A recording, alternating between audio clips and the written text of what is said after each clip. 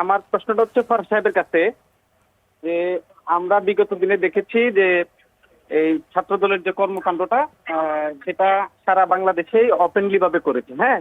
এবং আজকে আজকে আপনার এখানে যারা উপস্থিত আছেন আমান সাহেব, আমি ওনাকে মানে ফেসবুক বা বলেন, আমি ওনাকে চিনি যে উনি 5 তারিখের আগে থেকে ছাত্রদল করতো এবং ঢাকা বিশ্ববিদ্যালয়ের ছাত্রদলের সেক্রেটারি ছিল, ঠিক আছে।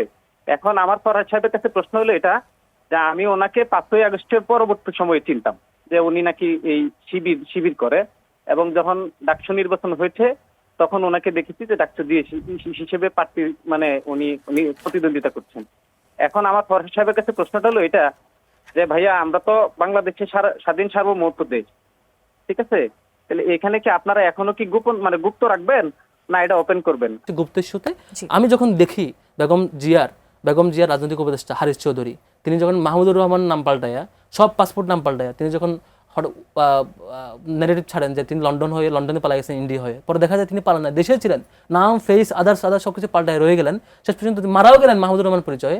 তখন তার ফ্যামিলি মেম্বার্স দাবি করলো যে তিনি আমাদের, পরে ডিএনএ রিপোর্ট পাবলিশ হলো সম্ভবত 22 বা 23 সালে থেকে, আপনি মানবজমিন রিপোর্ট সার্চ করবেন। আমি যখন দেখবো নয়ন হচ্ছে তার টাকা পয়সা নেই, ভিসা পাসপোর্ট নিয়ে চলে যেতে পারতেছে না বাইরে, তার দাড়িতে লাগায় তাবলিগে যাইতে হয় যুবদল। আমি যখন দেখবো তারেক রহমানের একটু সক্ষমতা বেশি, তাকে মাহমুদুর রহমান হয়ে দেশে থাকতে হচ্ছে না, তিনি দেশের বাইরে চলে যাবেন।